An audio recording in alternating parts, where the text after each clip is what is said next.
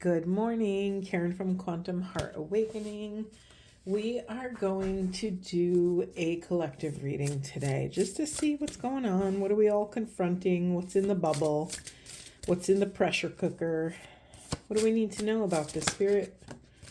Okay, we have a bunch of cards. Anything else? Anything else? I'm feeling very...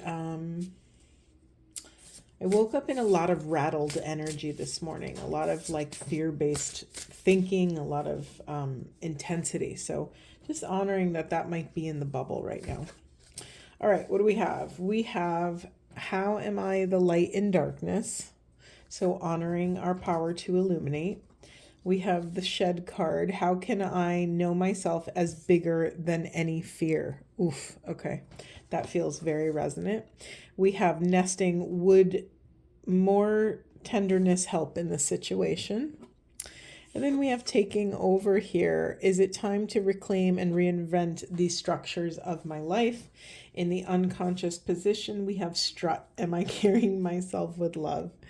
Yeah, what's being pushed into the shadow here is your divine knowing of who and what you are and where you came from and why you're here and what you came here to accomplish, what you came here to share with the world around you. Are you carrying yourself with love? Do you have that self-love, or are you pushing it away right now? And it's okay. Nothing's wrong about where you're at. It's a matter of, what's in front of you, what's on your side of the street so that you can take care of it. Okay, where else are we going, Spirit? Where else are we going? Yeah, would more grace and tenderness help? Grace is one of those substances that when you actually understand it to be, when you understand what it is, you can receive it better. And one of my spiritual mentors actually talks about grace like it's a 3D substance, that it's like, when we call upon grace, that the heavens open up and they quite literally pour, like if somebody dumped a bucket of grace on you, it's, you're being drenched in grace. And when I started allowing that imagery and that feeling, what would that feel like to be, to have a bucket of something dumped on me? And if that something was grace, how would that feel? How would my heart receive that truth? When I started visualizing that and actually allowing my physical body to receive that reference points, that tangible physical reference points, the grace started actually working in my life. I started allowing myself to receive that moment in difficulty, just to call upon grace and then to really allow it to illuminate the moment, right? When we're struggling, calling upon grace is like literally illuminating ourselves from within with that level of love. And then I laugh because as I say that, we also have this card here. How am I the light in darkness? Yeah. Sorry, I'm just feeling that for a moment. How am I the light in darkness? I also really honor that sometimes our darkness is so profound that we can't even hold a question like that. So if you're listening to someone like me and you're like laughing at like, I couldn't possibly do what Karen's talking about, honor that that's where you are and that's okay. Just fully accept where you are. If you're in a dark night of the soul, if you're in your own trenches, be in your own trenches. I look at dark nights of the soul as being in the flames, of being in the fire. And I hate to say this because I don't want to ever promote suffering or promote pain, but sometimes those flames are here to burn up something that we no longer need.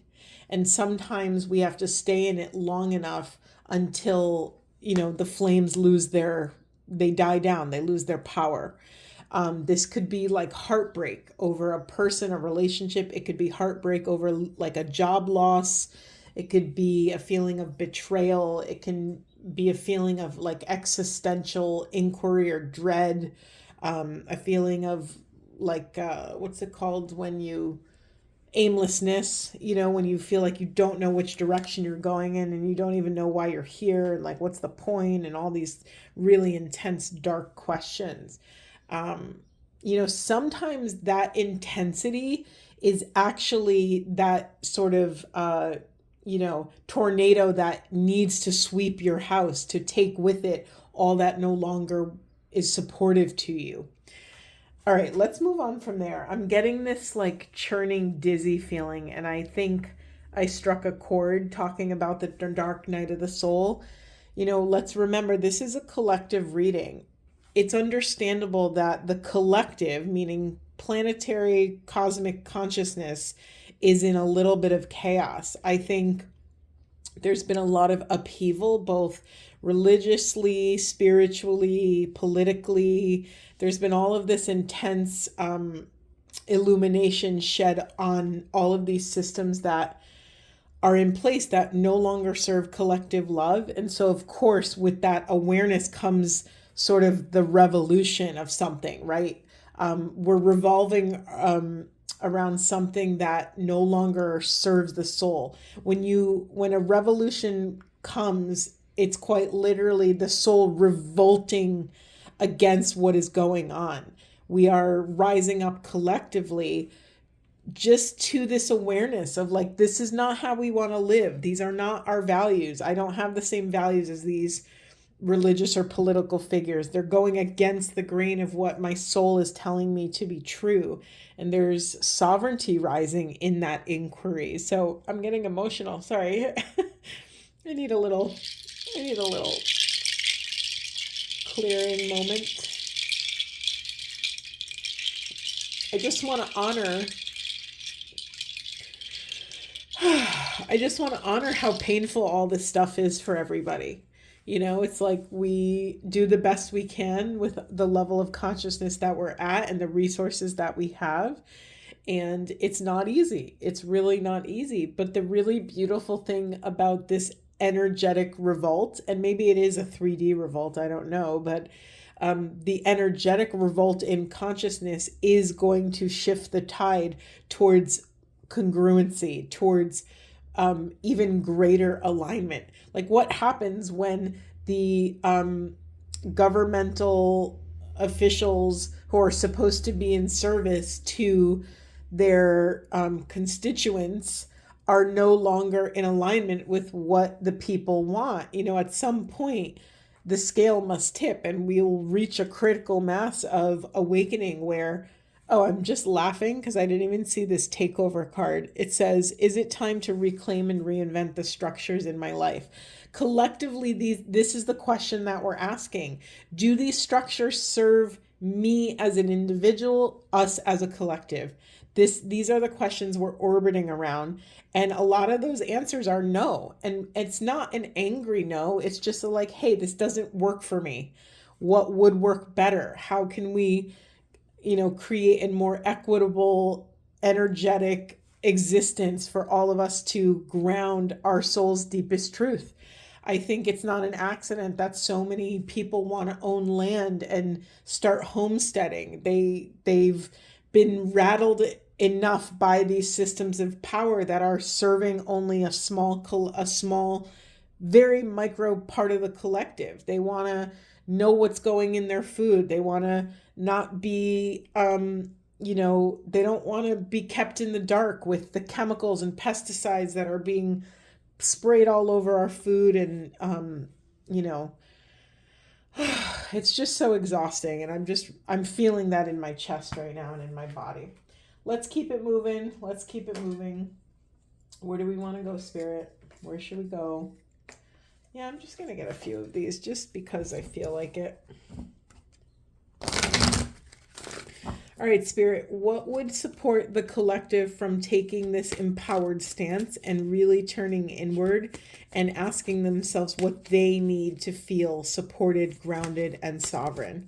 What are they confronting? What are the blocks showing up? What are the solutions to those blocks? What do we need to know for the highest and best good of self and the planet? That's interesting. Say more, please. Okay, then. Say more. Okay. Anything else? This is such a funny process. It's still... Yep. Okay. Anything else? Okay. It's like talking to a friend and you're like, Anything else? Anything else? It's just so funny. It still makes me giggle. All right, we have a lot here. The card that made me feel shocked the most was the first card out the gate. We have effort in reverse. Let me get everything out to see if a narrative develops. I already have like 5 stories in my brain, but wow. Okay. Sorry if that was loud. I feel like I just yelled into the mic.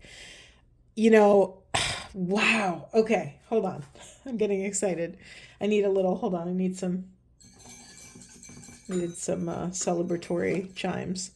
Wow. Okay. Stop keeping it to yourself, Karen. Say it out loud.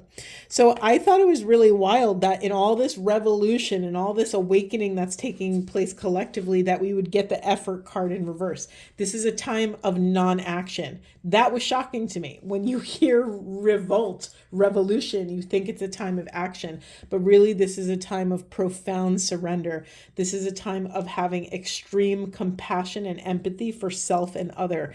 I think I'm getting emotional because oneness is coming in, and I always get emotional with oneness. I'm a oneness initiate after all. And this is a time of having compassion for our fellow humans, for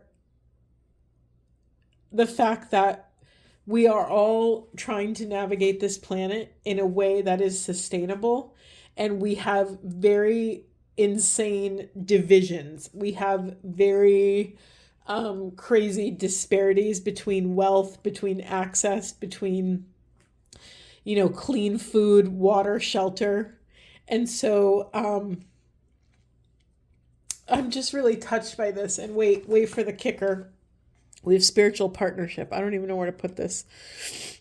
We have spiritual partnership, and you're being called.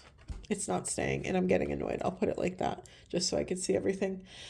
This is a time collective of non-action and a time of surrender. But what does that actually mean? This isn't a time to do nothing. This is a time to ground in your own energetic sovereignty. This is a time to cultivate even more love. There's stories of, there's always, I can't remember, and I feel like I'm going to botch this, but there's stories of when, I feel like it was the French when they were being invaded, and, instead of fighting back or whatever, they made love. Like, that's a very common story. You've probably heard it 100 times, and I told it terribly, but this is the energy behind this. It's like, in times of great chaos, your job is to cultivate even more stillness, even more love, even more gratitude. That is the greatest revolution one can have. I'm very touched by that. And this is a time to get quiet. This is a time to work on your relationship with spirit, your spiritual partnership, your connection to source. Because without your connection to this sort of, cosmic battery, we will not be able, so many of us are consumed with being grounded on this earth. But for the majority of my life as a spiritual entity, which we all are, I was concerned with being grounded in spirit. And that's a very interesting flip-flop, right? It's like we need to be grounded in what we believe to be true, in our values, in our pillars of truth that support the foundation of our lives. Like, what are we, are we just going where the tide takes us, or are we being intentional with our hearts, our minds, our energy, our intellect, our, did I say intentions already? And when we can connect with source and ground in source and surrender our will to this divine will, we can manifest great change. Do you see the insanity of these cards? Efforts in reverse, non-action, surrender to the divine, have compassion. When you can connect in the spirit, in the quantum field, you can manifest change, whatever change you want. Change that is in alignment with this compassion, with this profound compassion and empathy. This is really profound. Okay, I just happened to look down and spirit interrupted me. We have health in the unconscious position. Okay, I'm just going to say this once.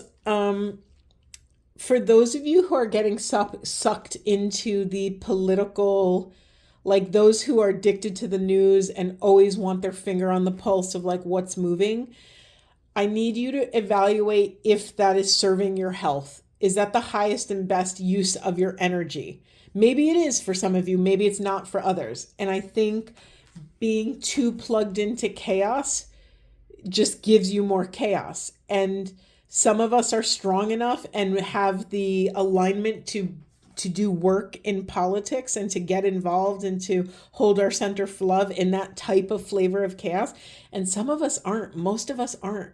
It's not really, politics is designed to create separation, to create division amongst a unified energy, right? So it's like, do you believe us, or do you believe me, or do you believe them? It's like, it's immediate division. And so it's not usually the healthiest. And what's sad, and this is now, I'm not channeling, this is a personal point of view. So if it doesn't resonate, just throw it out. But, at the end of the day, we will never know what the truth of some of these political leaders is. Like, we'll never have access to that information.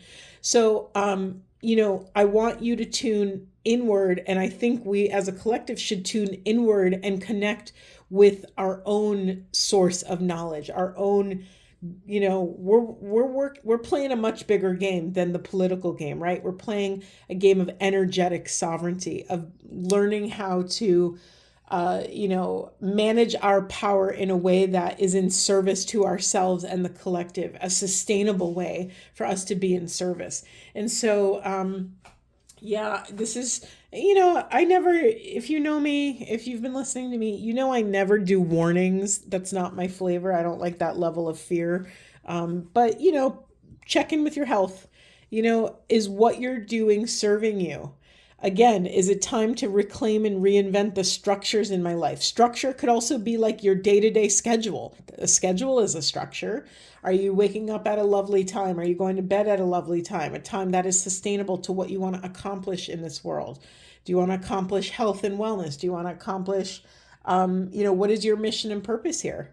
I believe that living a mission-led life, I don't care what your mission is. I mean, hopefully it's in alignment with love and oneness and all the positive things, but I think living a mission-grounded life is really healthy for us. I think, in this world where it exalts the individual, I think it causes a lot of pain. I think it causes depression and separation when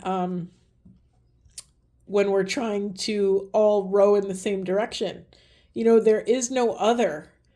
You guys know me by now, where anytime I talk about oneness, I start crying because I feel it. I feel the sadness over the separation, or the perceived separation. We breathe as one. There is no other. There is nothing outside of self. Nature is not outside of self. Other cultures are not outside of self. We have one planet here.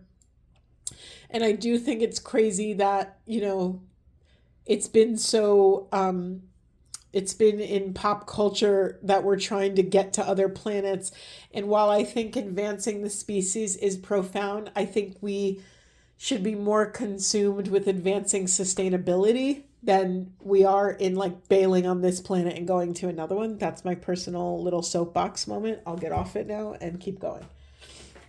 Ugh. It's so frustrating. It's so frustrating. Anything else, Spirit? Okay. Vulnerability. Okay. Anything else? Thank you. Contemplation in reverse. These came out yesterday, I think, or whenever. Anything else, Spirit? We got this again. We got a vision quest card. This is a time to go inward. We're now just getting repeating messages. We have this breach. What happens when why does a whale breach? Often they breach to come up for air. I used to study whales when I was little. I used to know so much. I think whales also breach in certain displays of emotion, celebration, gratitude, and it's in reverse. So this is a time of stillness. That's all that means. I'm not going to go into, a whale tangent. Wasn't it funny when you were little and you just studied the most random things? Like in 5th grade, it was all about Egypt, and that was super cool. And then another time it's China, and then it's whales. Like, is there any rhyme or reason to the stuff they made us study? Okay, we have unfoldment, lotus flower, effortless. Okay, beautiful. Thank you, Spirit, for being this clear. We have a second card of compassion.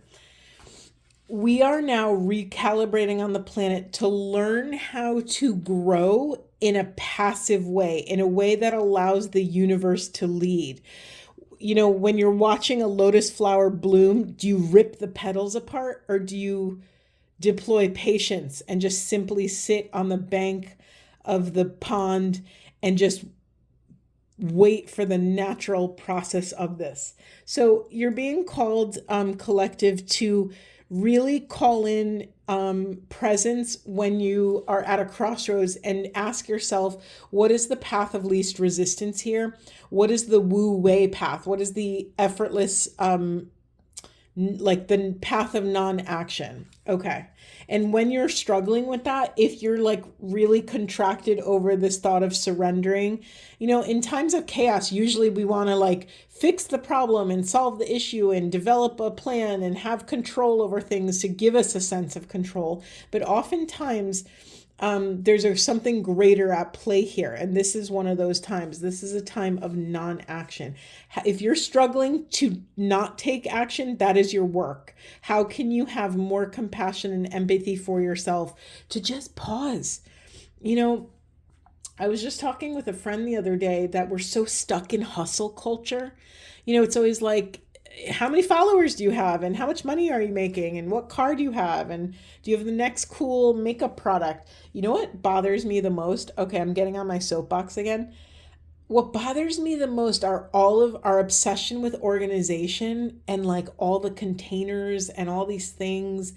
It's like, I understand if it really serves your energy and it feels good to be organized, that's great.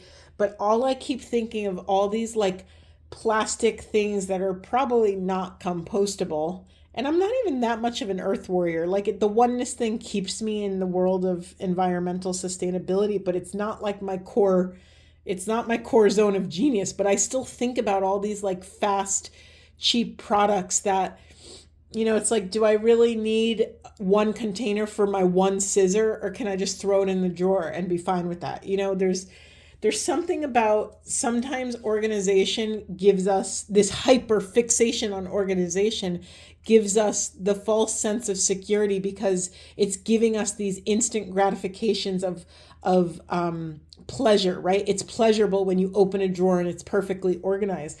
And I'm not saying don't do this. I'm just thinking of like, I'm just inviting you to something higher, to even deeper accountability of like, is this what you really want organized, or is there something within self that you're actually really wanting to organize? Like I woke up this morning in such contraction, and I worked with some money mindset issues, and I excavated a deep core wound. And now I've been doing this work for like, what, 15 years. And I've now gotten this process down to like 40 minutes, where maybe previously it would have taken 4 years or 5 years or a lifetime, you know? And so I'm able to compassionately, right? Compassionately look at what's moving in your life, the structures in your life, the relationships you have, your perception of love, connection, darkness. You know, I laugh because here we go. How can I know myself as bigger than any fear? If you don't organize your drawer, what's the fear that's coming in? What's the fear? Like, oftentimes organization is just scratching like that itch in the brain, when really it's filling an unconscious void of something. And I don't want to like, I'm not criticizing. Listen, organization is incredible. You should see my Oracle cards. They're like perfectly organized and I love it. And yeah, the containers I have are probably not compostable, and those serve a really big function. But what I'm talking about is when we're stuck on this capitalistic escalator where they're promoting all of these types of containers, and it's like sooner or later our whole apartment or our house is going to be just full of containers, which is also another form of clutter. So the real core is like, do you actually need all these things? Is there something that you're going towards to these things to fulfill? Like, is there something, a deeper desire? Is there do you desire connection? Do you desire, are you rebelling against not wanting to be at your job? So you're trying to make your home as perfect as possible. Are you rebelling against your relationship? Do you not love your relationship? So you're putting all your energy into, cleaning or like whatever it is. None of these things are inherently wrong. It's more like, are you moving the needle in your life, or are you just being distracted by all these short band-aids? That's what I care about. I care that you're stepping into sovereignty. I care that you feel good in your life, that you feel good in your body, mind, and spirit, that you feel possibility and opportunity, that you feel grounded in something greater than self, that you feel that you can call upon grace when you're in a challenging moment, that when you're in a moment of darkness. This was a weird reading. I'm sorry if it felt very soapboxy, but it was more like I understood where it went, and I thank Spirit for taking me there. Yeah, it's like we have this green man here. It's the synergy card. Look at this wild jungle. Look at this wild, you can't even make out one thing in there. Maybe a flower, maybe a bird. I don't know. It's chaos. It's total chaos. However, nature is chaos. When you think of a jungle, it is total chaos. And yet somehow nature finds a way, right? All the insects get their meal. The tigers, the parrots, I don't know, I'm struggling to think of jungle animals, but like all the creatures get their meal. The plants that grow, they find their bit of sunlight. They get their photosynthesis, right? Everything is in sort of like this divine order that it looks like total and utter chaos. And it's also dangerous, right? The jungle's a dangerous place if you don't know how to navigate it. If you don't know how to identify poisonous snakes or poisonous spiders, yeah, it's probably not the place for you. I'm all set, by the way, with the jungle, even though I'm into eco oneness and ecofeminism and all the things. Doesn't mean I want to sleep in the jungle. Just saying. Anyway, we are cultivating the same level of synergy that the jungle has, that Mother Nature has in any sort of nature-rooted environment within ourselves. But we have become so distant from our own true nature. This is why this is a time of non-action. This is a time, this is a time we're being asked to work on our spiritual partnership so that we can go on this inner vision quest, so that we can surrender to whatever is, wait for it, unfolding. Here's the difference. Here's where I'm trying to get you. You are the lotus flower. You are not witnessing and watching the lotus flower outside of self. You are the lotus flower. You are this divine gift of nature that is unfurling its petals towards the sun. You are this beautiful, beautiful natural entity. Beautiful. Okay. Okay, I just have to share this. What's being pushed into the unconscious is power. Of course, that makes total sense. We don't know our own power. That's the point of incarnating in Earth School. We came here to get a body so that we can work out and advance our soul's awareness, to learn how to manage our power more effectively, so that when we return to the grid of oneness, when we return back to the cosmos or back into the quantum field, we can still wield intention. That's what I believe. You don't have to believe what I believe, but I believe that when we return to the one consciousness, we still have the same power over intention. This is why I think the stuff doesn't matter as much. Like, sure, I'm all for it. If you buy a little trinket and it brings you pleasure, great. But is it sustainable? I care about sustainability in the soul, in nature, in life. When we leave this planet, we don't get to take any of this crap with us. So it's like, what are we doing spending so much time on it? And what's really hard for me, I'll share my vulnerability, clothes. I love clothes. It's very hard for me because I'm someone that works in energy, and I love how clothes are like costumes, and we get to try on different archetypal energies with different outfits and different things. And I used to love makeup, and I'm very good at makeup, but I've been like sort of wearing less and less over the years. And it's symbolic, right? It's a stripping away. It's like a dropping of one layer of the masks. We all have our things. I'm not saying I'm perfect. No one's perfect. And we didn't come here to be perfect. We came here to look at difficult parts of ourselves and confront them with compassion so that we could shed what no longer serves, so that we can excavate and cultivate the light within ourselves in those moments of darkness. We are learning how to be more tender with ourselves, because learning how to be more tender with ourselves teaches us how to be more tender with the people around us, with the culture, with society. Okay, I might leave it there. This was really intense. This was an interesting reading. I really, I hope it wasn't too preachy, but that's what wanted to come through. I'm going to get a couple self-care cards because I feel like that's important. Anything else, Spirit? Anything else you want to share for this collective reading? What would support this collective? We have body. We have another health card. Okay, your body deserves love in whatever shape it's in. I don't care if you're whatever size you are. I don't care whatever ability you're at. I don't care anything about what your physical vessel can or cannot do. Your body deserves love in its current state. Whether that's from you, whether that's from someone else, it deserves love. Another version of love is respect. It deserves rights. It deserves autonomy and sovereignty. I'm just going to say those things. This feels like a very political day. I don't know why. And I've really left those realms. They were too exhausting for my heart. It was just too painful. I was in women's studies for, God, I don't know, over a decade. It was intense. We have beauty. Today, you are a curator of beauty. You are blessed with moments that let you know beyond a shadow of a doubt that all is well in the world. This is the other message that's coming in for you guys, for us collective, is that the existential intensity is really aggressive, right? When we get confronted, and now that we have the internet and we have all these ways to be instantly connected and have our finger on the pulse of what's going on everywhere in the world, it's hard to look away, right? And I'm not asking you to look away. I am asking you not to betray or abandon parts of self.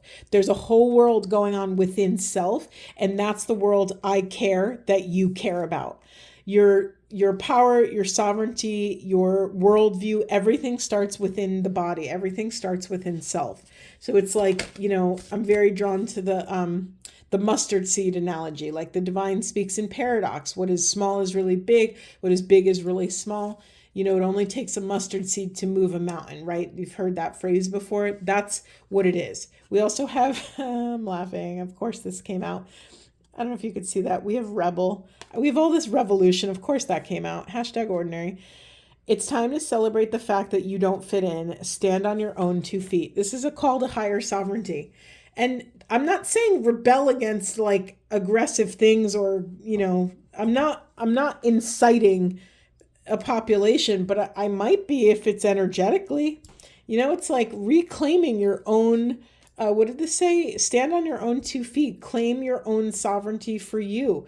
And that sovereignty gets to look like whatever you need it to look like, right? My sovereignty, what helps me feel sovereign, isn't what helps you feel sovereign. So this is a call to deeper authenticity. So again, I love this. Celebrate the fact that you don't fit in. Celebrate the fact that your dreams aren't my dreams.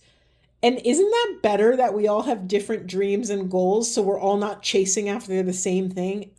Interesting that came out of my mouth, because in US culture, I feel like we are all chasing towards money, towards, quote unquote, the American dream, the land of opportunity. And yeah, there is a lot of opportunity, but, we can't let what the collective is doing eclipse. How do I say this? And this is hilarious for those of you who are Grey's Anatomy fans. I always think about what Christina said to Meredith. Planes flying over. Sorry about that. Can't control the planes. When she said, do not let him eclipse. Wait, what is it? Do not let his wants eclipse what you need. That's what's coming up right now. Like culture, society, the planet might have a bunch of wants, but there's only certain things that you need as an individual sovereign being. You should only care about what you need to live this life, to live this creative, abundant life, for you to step into your power, for you to feel comfortable and safe in the world. Don't go after what the whole, what's that quote about, like, don't follow the herd, be the one that's going in the opposite direction. Usually those, there's always one or two, they call them the black sheep, right? That go against the grain. Oftentimes the one that goes against the grain is the one that shifts it for the collective, because a lot of that herd mentality are filled with energies, people that haven't even stopped to ask themselves these beautiful, beautiful sacred questions. God, I'm exhausted from all the politics in this, whatever. And then we have surprise. It says, release your expectations and be open to surprise. This is, again, I don't know where we had it, but this is, again, a surrender card, right? Allow yourself to be surprised by the universe. When you leave a space open for the mystery will gift you with something. This is really important. This is going back to the vision quest. Do some of you not know what a vision quest is? In like indigenous cultures or tribal cultures, oftentimes when there was like a mental illness or some sort of spiritual illness, they would send people out and to go on this vision quest where you're alone with nature. You're alone. You commune with nature and God through nature. And, sometimes they'd be sent out without food or water, and they just had to survive on spirit alone. And that was the point. That was the point, to be in total union with source consciousness, so that source can gift them with a vision. Literally, it's in the title. You're going on a quest to gain vision. And what kind of vision is this? It's a spiritual vision. It's third eye vision. It's communing in this spiritual partnership. In the unconscious, we have energy. Yeah, this feels like another body care question. It says, stop trying to please everyone. Everyone is a whole lot of people. Protect your energy. This is what I'm saying about the herd. It's like, when you follow the herd, you're appeasing an idea. When you follow yourself, you're appeasing yourself. And I'm not saying like, let's all be self-centered, but actually, yes, I am. If we all ground in sustainable self-love, we can move the needle faster. If we are all excavating our soul's deepest gifts, imagine if tomorrow we woke up and we all had access to our soul gifts, and then we started giving them to the world. Imagine how fast the world would shift and change. And I don't care what you do. I don't care if you're a brilliant meditation teacher, or if you're a brilliant, horse trainer, or if you're a brilliant massage therapist or a great public speaker. It doesn't matter what it is. What matters is what it matters to you. How does it make you feel? Does it come alive? Does it set your soul on fire? What does it ignite within you? And if you feel like you're so far away from even asking those or getting that answer to that question, just honor that that's where you are in the journey. Listen, I worked in a hospital for 15 years, and probably the last 6 of that, my soul was really suffering. And yet that was exactly where I needed to be. I needed that level of abrasion to awaken something in me, to set me off on my hero's journey, so that I can excavate the necessary skills, wisdom, and truth to help me take a different action so I could be in a different place in my life. It wasn't easy. It was insane. It was really, really freaking hard. And I went through I went through multiple ascension experiences, multiple dark nights of the soul, incredible pain, and I'm still standing. And now I get to help you do the same thing. All right. Is that it, Spirit? I'm exhausted. Let's get something else, though. I just feel like I want to leave on like a lovely note. Let's get an angel card. Nope. We're getting I don't know what these are called, but I like them. All right. Can you share some love with us, Spirit? Whoa, that is way too many. Do you see all these? Hold on, that's too many. But change did show up on that last card. Can you just give us one little card, Spirit? Thank you so much. We have nurturing. I am a spark of divinity. It says, change me, divine beloved, into one who accepts my body exactly as it is, seeing it as a vessel for your love. Fill me with gratitude for this physical form. Let me nurture and care for myself in every way. This is our third body card. So I need you to recognize where your patterns, behaviors, or where you're plugged into, where you're paying attention is not serving your body. I need you to plug all of those leaks to those places.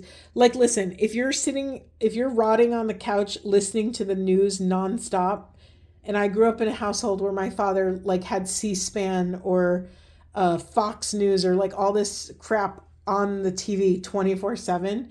If you're sitting on the couch like intaking all of this chaos and division 24/7, it's probably not the best for your body. That was just a random example to go along with our political theme, but it could be anything for you. Are you spending too much time on your phone or your computer? Are you stuck in sort of self-loathing, or are you shaming your body? I don't know what this is for you. Are you not taking care of your health in the way that you should be? I'm actually really struggling with my body the last few months. If you've been listening to me, I had a back injury, and it's just taking so freaking long to rehab. And I'm trying to be patient, but it's difficult and frustrating, and I have to do all of that inner work to call my spirit back from places it doesn't belong. And if this is what's showing up on my side of the street, this is my work, right? So what's showing up on your side of the street? What is your work? I'm just going to get one more just for fun. We have relax. I receive all blessings. It said, "Oh, beloved, change me into one who knows how to relax completely, sleep deeply, and receive all the blessings of every moment, exactly as it presents itself, with ease and gratitude." Beautiful reading. I felt really intense. I'm sorry if it was a little too much, but we just roll with what comes up. Let's do one of these. Let's all leave on a deep breaths, everyone. I love that sound. All right, that's all I got for today. I hope this was supportive, and I will see you in the next one.